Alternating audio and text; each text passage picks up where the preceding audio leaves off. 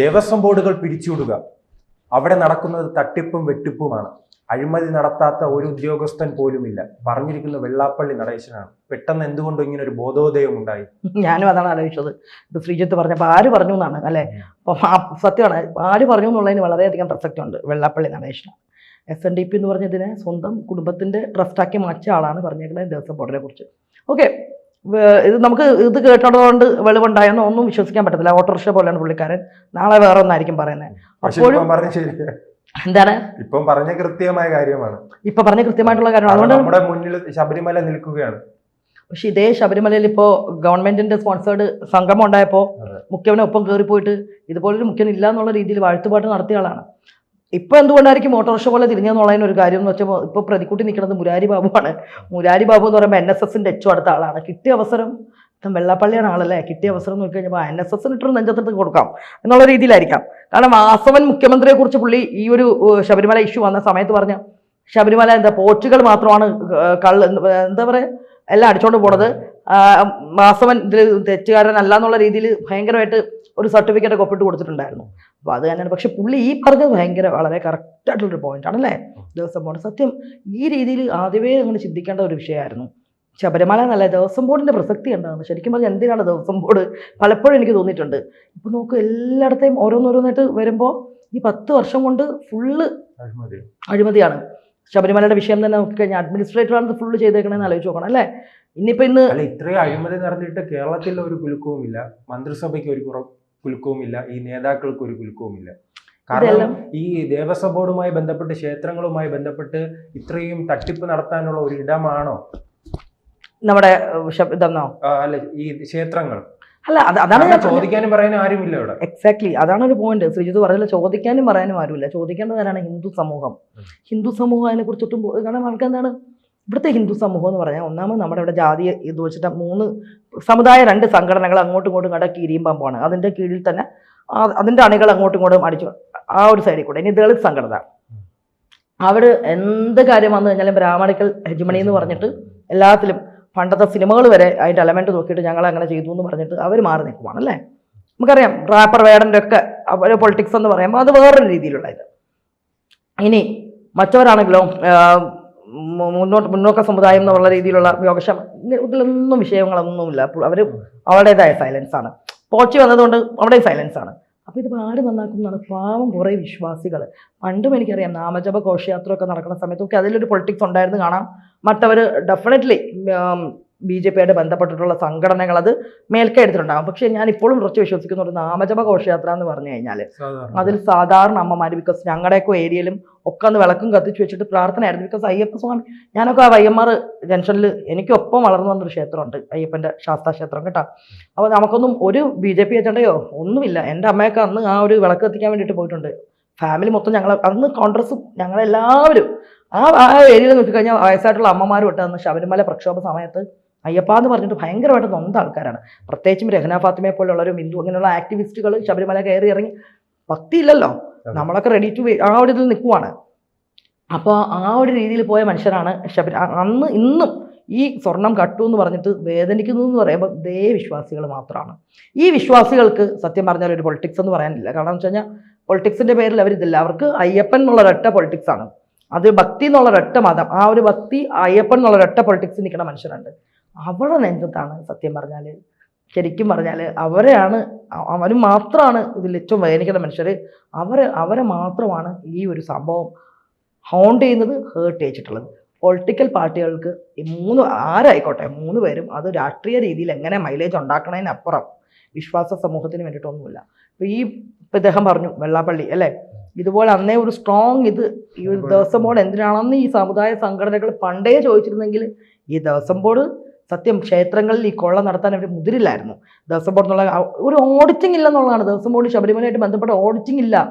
ആർക്ക് administrator പദവി ഇരുന്നിട്ട് പുള്ളിക്കാരെ എഴുതി വയ്ക്കുക അത് ചെമ്പായിരുന്നു വെച്ചാൽ ചെമ്പ്. ആ രീതിയിലാണ് നമ്മൾ കണ്ടു കഴിഞ്ഞു.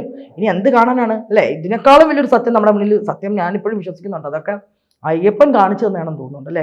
അദ്ദേഹത്തിന് നിത്യ താപസനായിട്ടുള്ള അയ്യപ്പസ്വാമിക്ക് എന്തിനാണ് സ്വർണം ഒന്നും വേണ്ട. പക്ഷെ ആ മുൻനിർത്തി നടത്തി ഒരാഴ്ച പ്രശ്നം എല്ലാം വെളി വന്നത് വിശ്വാസികൾ എന്താണെന്നുള്ള കാര്യം കൃത്യമായിട്ട് കാണിച്ചു തന്നു. അതാണ് നമ്മൾ ആലോചിക്കേണ്ടത്. ഇപ്പോൾ പോച്ചി ആയിക്കോട്ടെ, അയ്യപ്പൻ്റെ ഇത് പേരും പറഞ്ഞിട്ടാണല്ലോ ചെന്നൈയിലൊക്കെ കൊണ്ടുപോയിട്ട് വിഗ്രഹം ഇത് കൊണ്ട് വെച്ചിട്ട് സമർപ്പിച്ചും കുറേ രീതിയിലുള്ള പറ്റിപ്പ് ഫുൾ അയാൾ നടത്തിയത്. മുരാരി ബാബു NSS എന്നൊരു സംഘടന ഉള്ളത് കൊണ്ട് അയാളുടെ വീടൊക്കെ റെയ്ഡ് ചെയ്തു തോന്നുന്നുണ്ടല്ലേ. ശരിക്കും അയാളൊക്കെ എങ്ങനെ എത്തി എന്നൊന്ന് ആലോചിച്ച് നോക്കും. ഒരു പോലീസ് ഏറ്റവും താഴെ നിലയിൽ കിടന്ന ഒരാൾ എങ്ങനെ അഡ്മിനിസ്ട്രേറ്റർ പൊസിഷനിൽ എത്തി എന്നുള്ള അതാണ് മറ്റൊന്ന്. ദേവസ്വം ബോർഡ് എന്ന് പറഞ്ഞു കഴിഞ്ഞാൽ ഇന്നൊന്നും അല്ല കേട്ടോ, ഇപ്പം ഈ ഒരു ഇതൊന്നല്ല. ദേവസ്വം ബോർഡ് കയറിപ്പച്ചാൽ പലപ്പോഴും ആൾക്കാരുടെ ഒരു മത്സരമാണ്. കാരണം ഏത് പൊളിറ്റിക്കൽ പാർട്ടി വന്നാലും ഇടതായാലും വലുതായാലും, കാരണം ഈ കൈയിട്ട് വരാൻ വേണ്ടി തന്നെയാണ് ആലോചിച്ച് നോക്കണം. ശരിക്കും പ്രയാർ ഗോപാലകൃഷ്ണൻ ഒഴിച്ചു കഴിഞ്ഞാൽ വേറെ ഏതിൻ്റെ പണ്ടും വിവാദം ഉണ്ടായിട്ടുണ്ടായിരുന്നു ദേവസ്വം ബോർഡായിട്ടുണ്ട്. സിനിമയുണ്ട് അദ്വൈതം. ഇന്ന് എന്ത് നടക്കുന്നോ എത്രയോ വർഷങ്ങൾക്ക് മുമ്പ് ആ സിനിമയിൽ ഗുരുവായൂർ ദേവസ്വം ബോർഡുമായിട്ട് ബന്ധപ്പെടുത്തി കാണിച്ചു തന്നിട്ടുണ്ട്. അപ്പോൾ ഇത് ഹിന്ദുക്കളാണ് ചോദിക്കേണ്ടത്. നമ്മുടെ ക്ഷേത്രങ്ങളെ ഇത് ആക്കിയെടുക്കാൻ, നമ്മുടെ ക്ഷേത്രങ്ങളിൽ നിന്ന് കട്ടെടുക്കാൻ വേണ്ടിയിട്ട് നമുക്ക് ഒരു ദേവസ്വം ബോർഡിൻ്റെ ആവശ്യമുണ്ടോ എന്ന് ഓരോ ഹിന്ദുവും ചോദിക്കണം.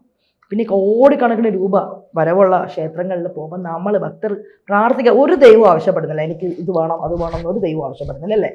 പോവുക, ഭക്തിയോടുകൂടി വ്രതം എടുത്ത് പോയി പ്രാർത്ഥിച്ചിട്ട് വരിക എന്നപ്പുറം സമർപ്പിക്കുക. കാരണം ശബരിമലയിലൊക്കെ യാത്രക്കാരും വ്യവസായിമാർ കൊണ്ടുവന്നിട്ടുള്ള കോടിക്കണക്കിന് സ്വത്തുണ്ട്.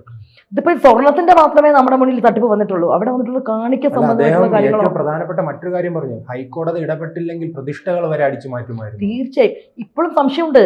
ഞാൻ ചോദിക്കുന്നത് ഇപ്പം നമ്മുടെ ലിസ്റ്റിൽ ഉള്ളതുപോലെ അല്ലാതെ അവിടെ ബാക്കി പലതും ഉണ്ട്. ഞാൻ ആലോചിച്ച് നോക്കുകയാണെ, ഇവിടെ നമ്മുടെ പത്മനാഭസ്വാമി ക്ഷേത്രവുമായിട്ട് ബന്ധപ്പെട്ട് നടന്ന സമയത്ത് വലിയൊരു പ്രക്ഷോഭം ഉണ്ടായിരുന്നു. കാരണം വെച്ച് കഴിഞ്ഞാൽ സർക്കാർ ഏറ്റെടുക്കണം എന്ന്. ഏറ്റെടുത്തിരുന്നെങ്കിലോ കാരണം ആ സമയത്തായിരുന്നു ഇവിടെ അതിന്റെ പിന്നിൽ വേറൊരു അച്ഛൻ്റെയും കൂടെ ഉണ്ട്. ഇത്രയും നാള് ഒരു പൊളിറ്റിക്കൽ പാർട്ടിക്കും രാജവംശത്തിനെ ഇങ്ങനെ അടച്ചാക്ഷേപിക്കില്ല. പക്ഷെ കഴിഞ്ഞ 10 വർഷമായിട്ട് അല്ലെങ്കിൽ കുറച്ച് നാളായിട്ട് കമ്മ്യൂണിസ്റ്റ് ഭരണം വന്നു കഴിയുമ്പോൾ ഏറ്റവും അങ്ങേയറ്റത്ത് ഒന്നിനും ഇടപെടാൻ പോകാതാണ് തിരുവിതാംകൂർ രാജവംശം എന്ന് പറഞ്ഞാൽ. അവരെ അങ്ങേയറ്റം ആക്ഷേപിക്കുക എന്നുള്ള രീതിയിലൊരു ഭയങ്കര ഇരട്ടത്താപ്പുണ്ട് അവർക്ക്. ഞാൻ നോക്കിയെടുത്തുള്ള ഒരു പൊളിറ്റിക്സും അങ്ങനെ ഒന്നിനുമില്ല. അവരവരുടെ പത്മനാഭദാസന്മാരായിട്ട് ജീവിക്കണം കുറച്ച് മനുഷ്യർ. അല്ല എന്താണ് അപ്പോൾ അവിടുത്തെ സ്ത്രീകളെ മുന്നിൽ നിർത്തി അവരെ വയലിൽ നിന്ന് വരുന്നത് ഇടയ്ക്കൊരു ഇന്റർവ്യൂ ഒക്കെ കണ്ടിട്ടുണ്ടായിരുന്നു. അവർ പറയുന്ന കാര്യങ്ങൾ അവർ ഭക്തിയിൽ അധിഷ്ഠിതമായിട്ട് യുക്തിക്ക് വലിയ ഇമ്പോർട്ടൻസ് കൊടുക്കാതെ അവർ അങ്ങനത്തെ ഒരു രീതിയിലുള്ള ഒരു ഫിലോസഫി ആയിട്ട് ജീവിച്ചു പോകുന്ന സാധാ മനുഷ്യർ അവരെ കൊണ്ടൊന്ന് ഇരുത്തിയിട്ട് അവർ പറയുന്ന കാര്യങ്ങൾ എടുത്ത് പല കട്ടിങ്സ് ആയിട്ട് ഇവിടെ ഭയങ്കരമായിട്ട് നമ്മൾ പറയാം സൈബർ ബുള്ളിങ്ങിന് ഇട്ട് കൊടുത്തിട്ടുണ്ടായിരുന്നു. സൈബർ ലിഞ്ചിങ് എന്ന് തന്നെ പറയാം. ആ രീതിയിൽ ചെയ്തിട്ടുണ്ട്. എന്താണെന്നറിയോ, കാരണം കുറേ നാളായിട്ട് ഇവിടെ ഒരു അജണ്ടയാണ്. ഇനി പത്മനാഭസ്വാമി ക്ഷേത്രം മാത്രമേ കയറ്റി വരാനുള്ളൂ. കേരളത്തിലെ ഒട്ടുമുഖ്യ പ്രധാന ക്ഷേത്രങ്ങളും അവിടെ കവർച്ച ചെയ്ത് കഴിഞ്ഞു. ഇതിപ്പോൾ ഇനി എങ്ങനെ ദേവസ്വം ബോർഡിന് ഇതിന്റെ കീഴിലേക്ക് വരാം അല്ലെ നമ്മുടെ പത്മനാഭ. അതിനുകൊണ്ട് ഒരുപാട് കളികൾ നടന്നു. പക്ഷെ അവർ വിട്ടുകൊടുത്തിട്ടില്ല. ഭക്തർ വിട്ടുകൊടുക്കുക, കോടതിയും കൊടുക്കണ്ട. അപ്പം അത് സത്യമാണ്. ഇതെന്തിന് ഈ ഭക്തർക്ക് ശരിക്കും ഹിന്ദുക്കൾക്ക് എന്തിനു വേണ്ടിയിട്ട് ക്ഷേത്രങ്ങൾക്ക് നോക്ക് മസ്ജിദുകൾ അവർക്ക് യാതൊരു ഓഡിറ്റിംഗ് ഒന്നും വേണ്ടേ. കാരണം അവരവരുടെ മതപരമായിട്ടുള്ള കാര്യങ്ങളിൽ ഇടപെടാൻ ഒരാളെ അനുവദിക്കാറില്ല.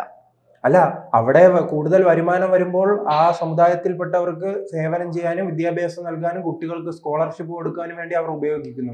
ഇവിടെ ഈ പണം ഇതുപോലെ ഈ മുരാരി ബാബുമാർ അടിച്ചുകൊണ്ട് പോകും, കുടുംബത്തിലേക്ക് കൊണ്ടുപോകുന്നു.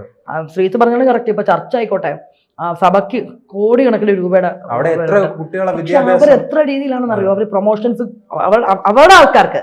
ഇവിടെ നമുക്കോ നമ്മൾ എന്താ പള്ളിക്ക് കീഴിൽ നിൽക്കുന്ന അവരെ സഹായിക്കും ആ പ്രദേശത്തുള്ള പ്രാദേശികമായ. ഇനി മസ്ജിദുകളാണെങ്കിൽ ആ പ്രാദേശികമായിട്ടുള്ള ഒരുപാട് കാര്യങ്ങൾ എനിക്ക് തോന്നിയിട്ടുണ്ട്. 3 മതങ്ങൾ വെച്ച് നോക്കുമ്പോഴും എപ്പോഴും ഒരു ചാരിറ്റിയുടെ കാര്യങ്ങളായിട്ടും സ്വന്തം സമുദായത്തിലുള്ള ആൾക്കാർക്ക് കുറെ കൂടി കൊടുക്കുന്ന മുസ്ലിം സമുദായമാണെന്ന് തോന്നിയിട്ടുണ്ട്. കാരണം ഞാൻ ഒരുപാട് ഈ ഓൾഡ് ഏജ് ഹോമുകളിൽ പോയിട്ടുണ്ട്.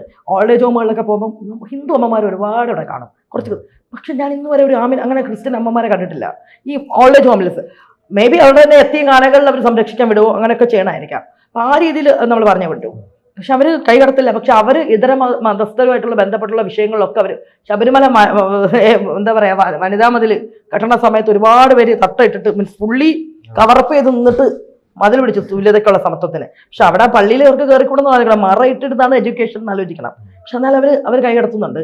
എന്തുകൊണ്ടാണെന്നറിയോ? ബിക്കോസ് ഇവിടുത്തെ സിസ്റ്റം അങ്ങനെയാണ്. ഹിന്ദുവിനെ എന്ത് ചെയ്താലും ചോദിക്കാൻ ആരും ഇല്ല എന്നുള്ള ഒരു കാരണം ഇവിടെ ഉണ്ട്, ചോദിക്കാനുണ്ടെന്നുള്ള ഹിന്ദു സംഘടനകളാണെങ്കിൽ അതിതീവ്ര നിലപാടുകളുമായിട്ട് ജനങ്ങളെ തന്നെ വെറുപ്പിക്കുകയും ചെയ്യും.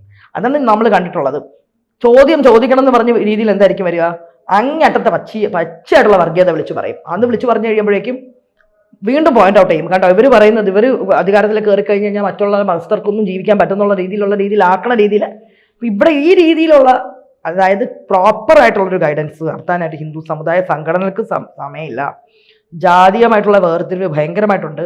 ഈ ഹിന്ദു ആൾക്കാരിലുള്ള നമ്മൾ പറയുമല്ലോ അവർക്ക് വോട്ട് ബാങ്കാണ്. ഈഴവാസം കമ്മ്യൂണിറ്റി എന്ന് പറയുമ്പോൾ തന്നെ വോട്ട് ബാങ്കാണ്. കമ്മ്യൂണിസ്റ്റ് പാർട്ടിയുടെ ഏറ്റവും വലിയൊരു വോട്ട് ബാങ്ക് എന്ന് പറയുമ്പോൾ ഈഴവ കമ്മ്യൂണിറ്റിയാണ്. അപ്പം ഇവർക്ക് വോട്ട് കിട്ടാൻ വേണ്ടിയിട്ട് എപ്പോഴും കൊണ്ടുവന്ന് പറയണം, ഒരു ഇല്ലാത്തൊരു നങ്ങേരുടെ കഥ കൊണ്ടുവരിക, ഇങ്ങനത്തെ രീതിയിൽ ഇവർ ഈഴവാസ് എപ്പോഴും അയിത്തവുമായിട്ട് ബന്ധപ്പെട്ട് എനിക്ക് തോന്നിയിട്ടില്ല കേട്ടോ. പണ്ട് വിഭാഗീയത കൊണ്ടുവരണം. ഇല്ലാത്ത ഇപ്പൊ വേടനൊക്കെ ആയിക്കഴിഞ്ഞ് പാടിക്കൊണ്ടിരിക്കുവാണ്. ഞാൻ എപ്പോഴും ശ്രദ്ധിച്ചിട്ടുള്ളത് വെച്ചാൽ നമ്മുടെ സമൂഹത്തിൽ കാശുള്ളവൻ എന്നും രാജാവായിരുന്നു. അതിനിപ്പോൾ ഈഴവന്റെ കയ്യിൽ അന്ന് കാശുണ്ടായിരുന്നപ്പോൾ അന്ന് രാജാവായിരുന്നു. രാജാവ് ഇൻ ദ സെൻസ് അധികാരം ഉണ്ടെന്നല്ല, അന്നും അയാളുടെ ലക്ഷൂറിയസ് ലൈഫ്. കാരണം ഞങ്ങളുടെയൊക്കെ ഫാമിലി മൊത്തത്തിലേക്ക് നോക്കി കഴിയുമ്പോൾ പണ്ട് തൊട്ടേ സ്ഥലമുണ്ട്, നിലമുണ്ട്, ഒക്കെ ഉണ്ട്. അപ്പൊ എവിടെയാണ് നമ്മളൊക്കെ അങ്ങനെ താഴ്ന്നു കിടന്നതെന്ന് മനസ്സിലാവുന്നില്ല. പക്ഷെ വിഭാഗീയത കൊണ്ടുവരാൻ വേണ്ടി എന്ത് പറയണം, ഈ കമ്മ്യൂണിറ്റി ഇങ്ങനെ ആയിരുന്നു, നാരായണപുരി വന്നിട്ട് അങ്ങനൊന്നുമല്ല. എന്നും സൊസൈറ്റിയിലുള്ളതെന്ന് വെച്ച് കഴിഞ്ഞാൽ റിഫ്റ്റ് എന്ന് പറയുമ്പോൾ കാശുള്ളവനും കാശില്ലാത്തവനും. ഇപ്പൊ കാശില്ലാത്തവന്റെ കയ്യിൽ കാശ് ഇല്ലാത്തവൻ ഏത് കമ്മ്യൂണിറ്റി ഉള്ളവനാണെങ്കിലും വേണ്ട ജീവിതം നമുക്കറിയാം. അതിൽ നമ്പൂതിരി ആയിക്കോട്ടെ ജീവിതം അങ്ങേയറ്റം മിസറബിൾ ആയിരിക്കും. എന്നാൽ കാശുള്ളവർ വേറൊരു ഇതായിക്കോട്ടെ അവർ ഹൈഫൈ ആയിട്ട് ജീവിക്കുകയും ചെയ്യും. അതിന് പകരം ഇവിടെ എപ്പോഴും എന്താണ്, ഹിന്ദുക്കൾ ഒന്നാവാതിരിക്കാൻ വേണ്ടിയിട്ട് ഈ ജാതീയത കൊണ്ടുവരുന്നു എന്നുള്ളതാണ്. ജനങ്ങൾ ഇനിയെങ്കിലും ബോധം വെക്കണം. നമുക്കിത് ചോദിച്ചപ്പോൾ വെള്ളാപ്പള്ളി ചോദിച്ചത് മനസ്സിൽ കുറച്ചെങ്കിലും ആത്മാർത്ഥങ്ങളിൽ വലിയ റെലവൻറ്റ് ക്വസ്റ്റ്യൻ ആണ്. പക്ഷെ പുള്ളി ആയതുകൊണ്ട് തന്നെ ഞാനിത് വിശ്വസിക്കുന്നില്ല. ബിക്കോസ് നാളെ നിലപാട് മാറ്റും. കാരണം അത് അച്ഛനും മോനും നമ്മൾ പറയുമല്ലോ ഓന്ത് പോലും നാണിച്ചു പോണ സ്പീഷീസ് ആണ് അവരുടെ നിലപാടുകൾ നോക്കുമ്പോൾ. സോ പക്ഷെ ഇത് ചിന്തിക്കേണ്ടതായിട്ടുള്ളൊരു വിഷയമാണ്. ഇതിപ്പോൾ മുരാരി ബാബു ഓപ്പോസിറ്റിൽ ഉള്ളത് കൊണ്ടും NSS ഉള്ളത് കൊണ്ടും മാത്രം നമ്മുടെ വെള്ളാപ്പള്ളിജിയുടെ ഇത് വന്നിട്ടുണ്ടാവാനാണ് ഞാൻ വിശ്വസിക്കുന്നത്. എന്തായാലും നമുക്ക് നോക്കാം വരുന്ന ദിവസങ്ങൾ. എന്തായാലും ഇങ്ങനെ ചില സമയങ്ങളിൽ പുള്ളി പറയുന്ന ചില കാര്യങ്ങൾ സ്റ്റേറ്റ്മെന്റ്സ് ശക്തമായിട്ട് പറഞ്ഞു കളയും കേട്ടോ. അത് ശ്രദ്ധിച്ചിട്ടുണ്ട്. ചില കാര്യങ്ങൾ ഭയമില്ല, എല്ലാം അങ്ങ് പറഞ്ഞു കളയും. പിന്നെ ഒരു നിലപാടില്ലെന്നേ ഉള്ളൂ, പക്ഷെ പറയുന്ന കാര്യങ്ങൾ കുറേയൊക്കെ ഫാക്റ്റാണ്. നമുക്ക് നോക്കാം ശ്രീധർ എന്തായിരിക്കും. കൂടുതൽ വാർത്തകളും വിശേഷങ്ങളും നിങ്ങളിലേക്ക് എത്താൻ ABC മലയാളം സബ്സ്ക്രൈബ് ചെയ്യുക, ബെൽ ബട്ടണും അമർത്തുക.